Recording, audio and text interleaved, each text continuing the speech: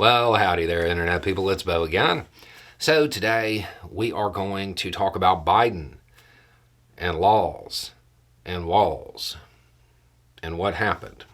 We will talk about political maneuvering, political expediency, and how to sift through arguments when you're trying to determine intent, because it's about to become important. I would imagine by this point, most people have seen the headlines regarding Biden and the wall, because it's 2023 and we're still talking about this wall. Okay, so two variations of the headline. One is something like, Biden administration waives dozens of laws to build border wall. Is this true? Yeah, that's accurate. The Biden administration engaged in a massive, sweeping use of executive power. Some might say too sweeping, to clear the way for additional construction of a border wall in a specific area. Another version of the headline is, Biden reverses course, continues Trump's wall. Is that true? No, not really. Didn't reverse course. When asked if he thought it would be effective, he said no. Flat out, just no. So why is he doing it? The appropriations from Congress, the order from Congress to do this, came through in 2019. That's why. It wasn't that the Biden administration pushed for it or decided to do it. Okay, so that leaves us with a couple of different questions, because the smart move politically, if you are an incoming president, as Biden was years ago, the smart move would have been to just do it right then, because then it would have been really easy to explain and be like, no, 2019, that they did the money, they directed it, don't have a choice, rule of law, it's the former guy, all that stuff. That would have been the smart move politically, but he didn't do that. So you have to ask why. And there are two political arguments as to why he would have delayed it. The first, being charitable to the Biden administration, would be he wanted to have some time to try to get it rescinded. Okay, fair enough, sound political argument. He is genuinely opposed to it, didn't want it to go through, tried to get some time to rescind those appropriations, to make them go away. That's one argument. What's the other? That, prior to being elected, he was campaigning. And while he was campaigning, he said something to the effect of, come on, Jack, not another foot more of that wall. Something like that. So, since he campaigned on that, he wants to put some time between him saying that and continuing the wall. That's a strong argument as well. That would be good political maneuvering. So, given that you have two different explanations and they're in direct contradiction to each other, how do you know which one is true? You have to move away from statements. You have to move away from something that a politician said.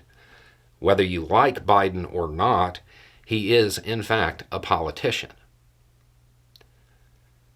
So you have to look for actions rather than statements. Is there anything that would tip the scales? There is.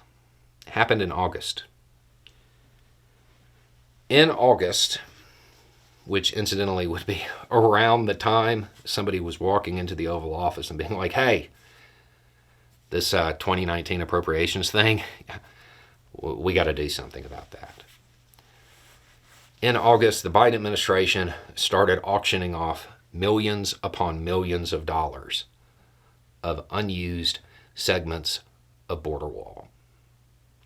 They were just sitting around. construction material for what was appropriated for that kind of project. If the federal government still had possession of it, what might happen? It might get used, right, in the 2019 appropriations for that project. But if they don't have it, well, the money that was appropriated by Congress, it has to buy more. There is evidence that he tried to limit it, but that's all you've got. Looking back, you can't really find much else. So, where are we at? The wall is going to be expanded yet again. The wall is bad. Beyond Biden's response of, no, it won't be effective, there's also the fact that it will be effective at messing up the environment. It will be effective at stopping migration of animals. There are a whole bunch of reasons to oppose this wall. This is being built. Some believe that Biden probably could have done something about this as far as getting the appropriations rescinded early on in his administration. But that's outside looking in. We don't know. What we know is that there are two good reasons for this timeline to have played out the way it did. There may be other things that the Biden administration has done recently that might, we don't know yet, but might be set up in a way to, let's just say, slow the wall. But we don't know. We have two sound arguments that are in direct contradiction to each other. One saying Biden didn't want it and was trying to fight it. The other saying Biden didn't care and just wanted to put some time between his campaign promise and this action. The only real tipping evidence is him auctioning off the unused chunks. Whether that is enough for you to say one way or the other, well, that's up to you. But that's what you have. What happens next is important, and I don't mean what Biden does next. There probably isn't going to be much that Biden can do. Different agencies might be able to do something, but Biden himself, probably not a whole lot.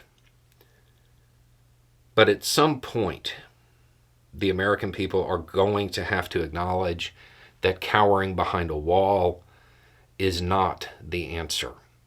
Destroying the environment is not the answer. There needs to be immigration reform, real immigration reform.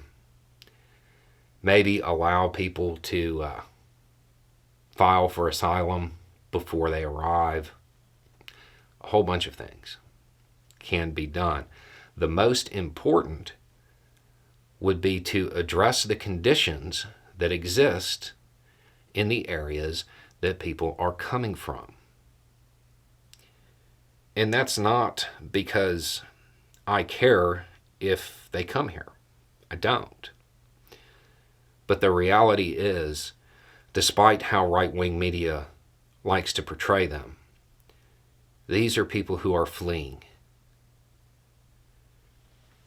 You need to think about what it would take, how bad things would have to be for you to give up everything that you know and move to a country that is openly hostile to you a lot of the time. things would have to be pretty bad. The real answer here is to help them address the issues. And in a large part, the easiest way to do that is to stop intervening in their countries when it comes to their votes, which happens way more than we would like to admit. Anyway, it's just a thought. Y'all have a good day.